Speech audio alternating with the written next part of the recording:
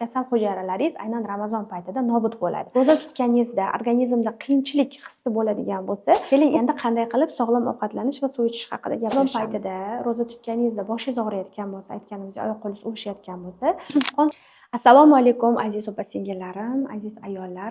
Bugun sizlar bilan Ramazon ro'zasi va ginekologik tarafdan qanday jihatlarga ahamiyat berishimiz kerakligini gaplashamiz.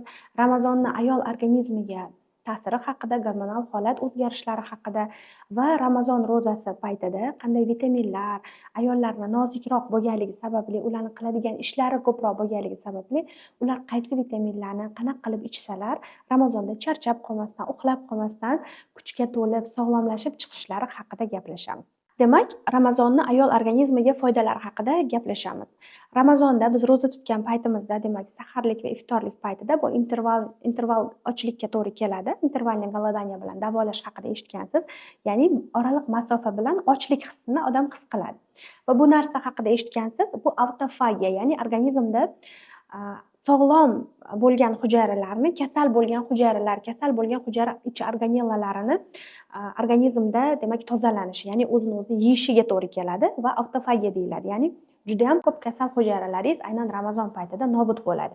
Bundan tashqari, Ramazon tutgan vaqtingizda organizmda insulin miqdori sekin-asta tushishni boshlaydi. Hozir bilasizlar, juda ham ko'p ayollarimizda polikistoz tuxumdonlar holati bor, ya'ni hayz siklini kechikish holatlari, qorin atrofida yog' yig'ish holatlari, intim sohalarining qorayishi, qo'ltiq, bo'yin sohalarining qorayishi, ko'krak osti sohalari, ularning tizza sohalarida, tirsak sohalari, hattoki mana shu sohalarning qorayishini ko'ramiz va bundan tashqari juda ko'p papillomkalar toshganligini ko'ramiz. Bular hammasi insulin rezistentlikning belgilari hisoblanadi va aynan Ramazon ro'za paytida bizda insulin rezistentlik holati davolanishi boshlaydi. Ya'ni interval ochlik paytida insulin sekin-asta pastlashni boshlaydi va organizmda gormonal holatimiz yaxshilanishni boshlaydi.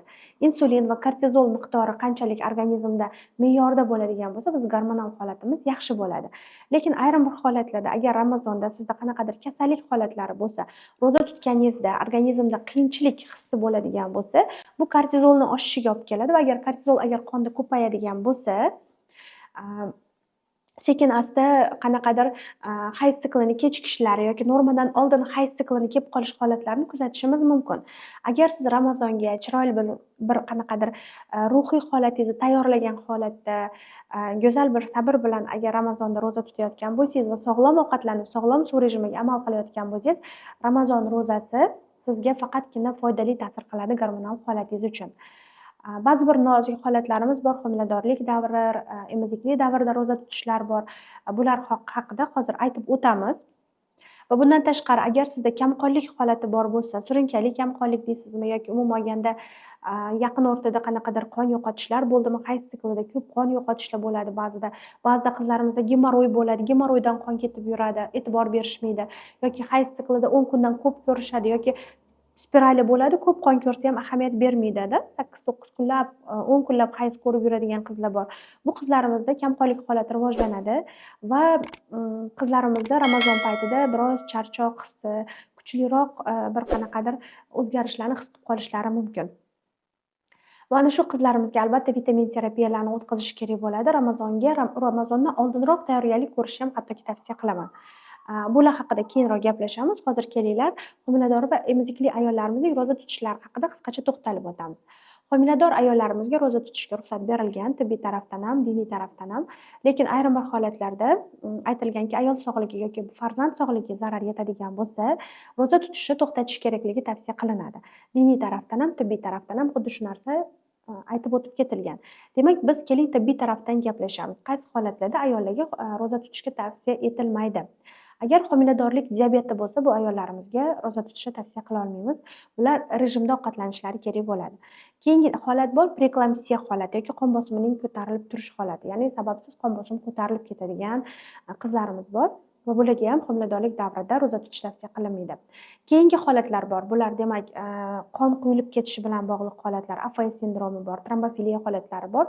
Bu qizlarimizga ham ro'za tutish tavsiya qilinmaydi, chunki qon juda ham quyuqlashib ketsa, farzand nobud bo'lishi mumkin. Bizda bilamiz, qon suyultiruvchi preparatlar bor. Shuni ichib ro'za tutsam bo'ladimi deb aytishadi. Albatta bo'lishi mumkin. Siz faqat holatingizni kuzatishingiz kerak bo'ladi. Birinchi trimestrimizda farzand hali qimirlashini sezmaysiz. Shuning uchun birinchi trimestrda agar sizda AFS bo'lsa, trombofiliya bo'lsa, qon quyilib ketish holatlari bo'ladigan bo'lsa, oldingi farzandlaringiz qanaqadir kichik muddatlarda nobud bo'lgan bo'lsa, ro'za tutishlikni tavsiya qilmayman. Agarda siz sog'lom homiladorlik o'tkazgan bo'lsangiz, oldingi homiladorliklaringizda deylik, bunaqa holatlarda Ramazon ro'zasini tutishga ruxsat beriladi, faqat ma'lum bir shartlar bilan, ya'ni sog'lom ovqatlanish bilan. Buni biz sizga hozir tushuntirib o'tamiz. Demak, agar biz ikkinchi trimestrda bo'lsak, eng xavfsiz payt hisoblanadi ro'za tutish paytimiz. Demak, ikkinchi trimestr bu qachon? Demak, 12 haftadan boshlanadi va yana 12 hafta qo'shadigan bo'lsak, 24 haftagacha davom etadigan paytimiz bu ikkinchi trimestr hisoblanadi va mana shu paytda Ramazon ro'zasini tutish ayol organizmiga eng xavfsiz paytlar hisoblanadi, agar sog'lom bo'lsangiz. Agar siz ro'za tutganingizda kuchli bosh og'rig'ini his qilsangiz, homiladorsiz va sizda oyoq qo'llar uvishish kuchayib ketdi yoki qanaqadir qattiq bosh og'rig'i bilan qanaqadir o'zingizni yomon his qildingiz yoki tonus his qildingiz, bachadonda kuchli og'riq his qilishni boshladingiz. Bunaqa bo'ladigan bo'lsa, sabr qilib yurishingiz kerak bo'lmaydi qizlar, chunki bolaga zarar yetkazib qo'yishingiz mumkin va o'zingizga ham hatto zarar yetkazib qo'yishingiz mumkin. Ro'zani ochishga aytiladi va suv ichishingiz kerak ko'proq va iloji bo'lsa shifokor bilan darhol maslahatlashishingiz kerak bu holat bo'yicha. Shifokor bilan maslahatlashgan holatda, Ramazonda ro'za tutishingiz bo'yicha homiladorlarga maslahatlashgan holatda keyin tutishingizni tavsiya qilaman. Emizikli ayollarimiz ham Ramazon ro'zasini tutishlari mumkin bo'ladi. Faqat tutganlarida farzandlariga ahamiyat berish kerak. Agar suti juda ham kamayib ketsa, farzand aziyat chekadigan bo'lsa, bola ko'p yig'lab bezovta bo'lib kasal bo'layotgan bo'lsa, ro'za tutmaslikni tavsiya qilaman. Chunki bilasiz, farzand onadan kuch oladi, onadan energiya oladi, bilasiz. Onadan hattoki o'sha emotsiyalarini, hislarini hattoki qabul qilib turadi farzandimiz va chaqalog'imiz. Agar bolangiz juda ko'p bezovta bo'layotgan bo'lsa, ko'p yig'layotgan bo'lsa yoki qanaqadir kasallikni o'tkazayotgan bo'lsa, ro'za tutmay turishligingizni tavsiya qilaman. Va agar siz tuqqaningizdan keyin hech qanaqa tiklanmagan bo'lsangiz, hech qanaqa tiklanish programmasi qilib, chekaplardan o'tmagan bo'lsangiz, hech qanaqa vitaminlar qabul qilmayotgan bo'lsangiz, ro'za tutib ko'ring, holatingizni kuzating. Agar bosh qattiq og'rishi, boshingiz aylanishi, qanaqadir masalan hushdan ketish holatlari bo'lishi mumkin, chuqur anemiya holatlaringiz bor bo'lsa-da, qanaqadir tremor, qaltirash holatlari bo'lishi mumkin. Bunaqa holatlar bo'lsa, Ramazonda ro'zangizni kerak bo'lsa ochishga to'g'ri kelib qoladi va yana shunaqangi suv ichishingiz, ko'proq sog'lom pitaniya ovqatlanishingiz kerak bo'ladi va keyinchalik aytiladi, diniy ulamolar tomonidan qazosi tutib beriladi deb aytiladi. Demak, homilador qizlarimizga ham bu tutishga ruxsat berilgan, faqat ma'lum bir shartlar asosida. Va ma'lum bir aytamanki, mana shunaqangi holatlarga tushib qolmasligingiz uchun, demak, qanaqa vitaminlar ichamiz, hozir gaplashamiz. Demak, Ramazonda aytib o'tdik, bizda gormonal holatimiz yaxshilanar ekan. Agar biz sog'lom holatda ro'za tutadigan bo'lsak va sog'ligimizga e'tibor beradigan bo'lsak va hatto homiladorlikda ham, emiziklik paytida ham, demak, sog'lom o'tkazish mumkin ekan. Shunday homiladorlarim bo'lgan. Oldingi homiladorligida juda ham ishib ketgan, davleniyalari chiqqan, o'zini yomon his qilgan homiladorlarimga biz sog'lom plan asosida vitaminlarini joyiga qo'yib, suv rejimlarini joyiga qo'yib ro'za tuttirganimizda hattoki sog'lomlashish holati bo'lgan, homiladorlikda shishlar qaytgan, homiladorlikda mana shu nima deymiz, preeklamsiya holatlari bo'lmagan, davleniyalari chiqib ketmagan. Bundan bilishingiz mumkinki, sizni yeb ichayotgan narsangiz, qanaqa o'zingizni tutayotgan bo'lsangiz, bu juda ham homiladorligingizga ta'sir ko'rsatadi.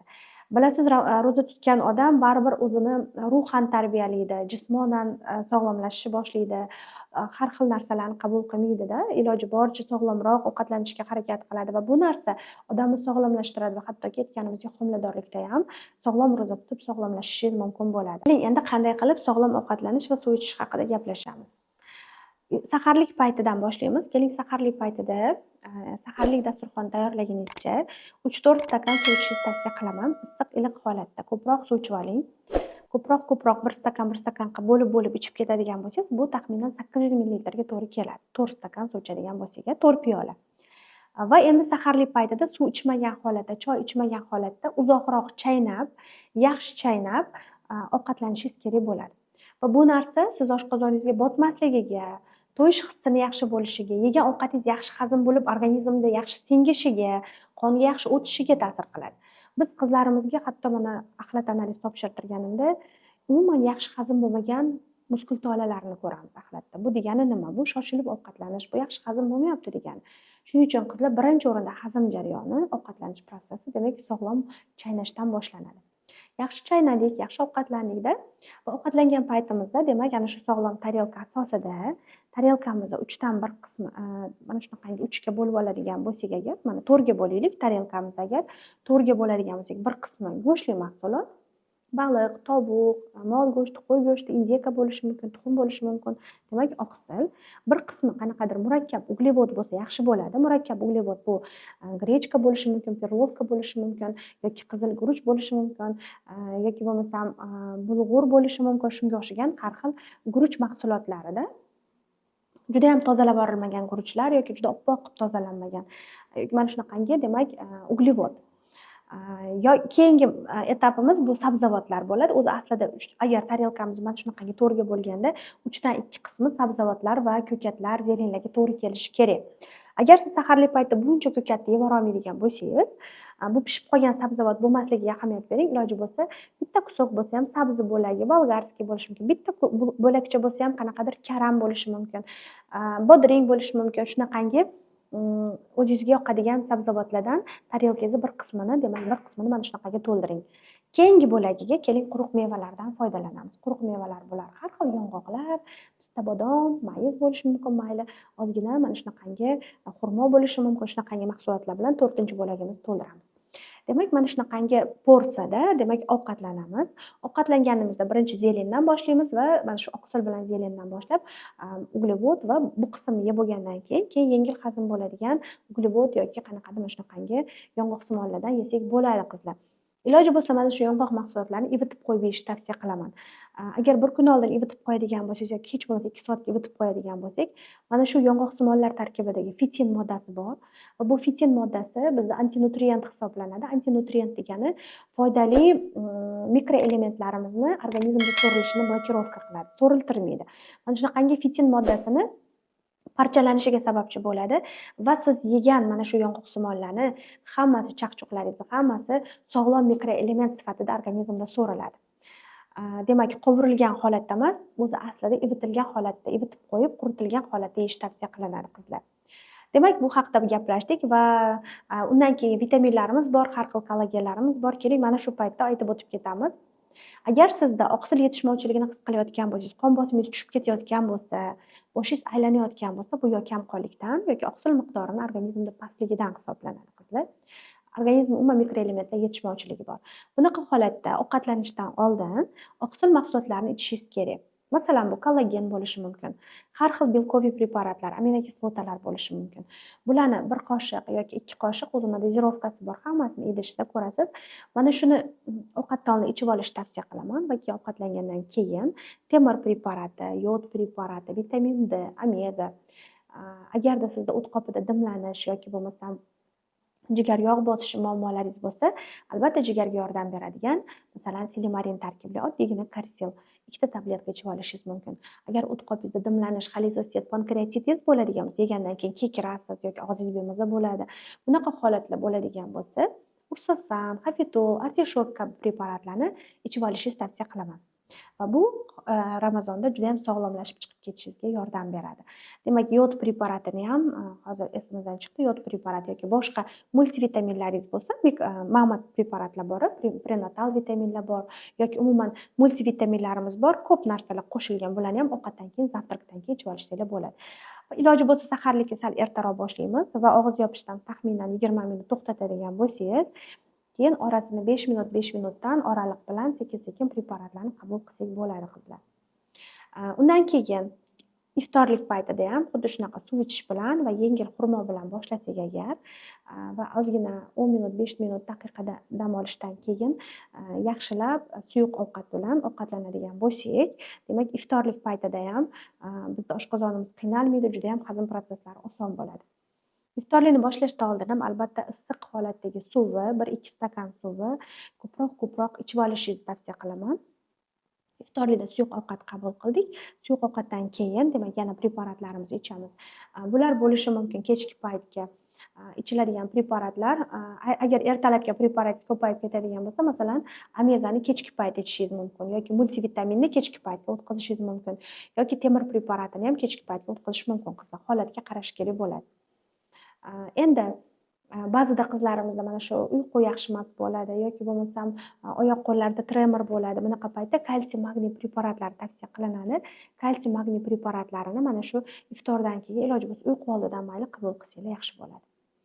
Xullas qizlarjonlar, mana shu iftor paytida ham albatta qabul qilinglar mana shunaqangi o't haydovchi preparat yoki jigarni himoya qiladigan preparat.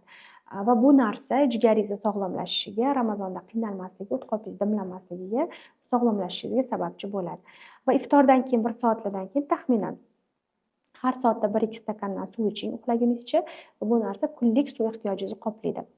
Agar Ramazon paytida ro'za tutganingizda boshingiz og'riyotgan bo'lsa, aytganimdek oyoq qo'lingiz uvishayotgan bo'lsa, qon suyultiruvchi preparat Kardiomagnil, Trambas, Trambopol, aspirin oddiyda mana shulardan 75 mg kichkina dozada bir mahal iftordan keyin ichib olishingizni tavsiya qilaman. Va bu kun davomida qon quyuqlashib ketmasligiga yordam beradi va infarkt, insult, tromb xavflarini oldini olib turadi. Bu narsa yosh kattalarimizda ham juda ham yaxshi ishlaydi. Qizlarimiz savol berishadi. Hayzimda buzilishlar bor. Buzilgan paytda qanaqa ro'za tutsam bo'ladimi o'zi deb so'rashadi. Aslida bu savolga diniy ulamolarimizni fatvolaridan javob qidirishimiz kerak bo'ladi. Lekin mana shu bilimlar asosida yengil ma'lumot berib ketmoqchiman. Agar 10 kundan hayz oshib ketadigan bo'lsa, fiqh ilmi bo'yicha bu istihoza qoni hisoblanadi va har safar mana ro'za tutishlikni boshlashingiz mumkin bo'ladi. Agar hayzingiz 10 kundan oshadigan bo'lsa, 11-kundan o'sha ro'za tutishingiz yoki mana shu ibodatlaringizni davom ettirishingiz mumkin bo'ladi. Lekin agar sizda aytaylik pala-partish qon keladi, qaysi paytda hayzingiz keldi bilmaysiz, qaysi paytda tugadi bilmaysizda, bir oyda 2-3 marta hayz ko'ryapsiz va bu qaysi biri hayz bo'ldi, qaysi biri narushение bo'ldi bilmayapsiz. Bunaqa bo'lsa albatta ginekologga kelishingiz kerak. Biz sizni UZIda ko'ramiz. UZIda ko'rganimizda endometr qavatini holatiga qarab, rangiga qarab, hattoki biz UZIda follikulalaringiz bor yo'qligiga, holatingizga qarab, bu sizda hayz siklining 1-davri yoki hayzning 2-davri endometri qavatini holatiga qarab ayta olamiz, bu hayz qoni yoki buzilish, sizda hayz siklining buzilishi deb ayta olamiz va hayzingizni dorilar bilan tartibga tushirib berishimiz mumkin bo'ladi va siz bemalol yana ibodatlaringizni davom ettirishingiz bo'ladi qizlar. Demak, o'ylaymanki bu videomiz sizlar uchun foydali, manfaatli bo'ldi. Agar foydali bo'lgan bo'lsa, like tugmani bosib qo'yinglar, biz xursand bo'lamiz va foydali videolarni olishda davom etamiz. Savollaringizni kommentlarda yozib qoldiringlar. Savollaringiz asosida biz shunaqangi foydali videolarni chiqaramiz va yaqinlaringizga, opa-singillaringizga ulashib qo'ying. Bu videoni ular ham ko'rib foydalanishsin.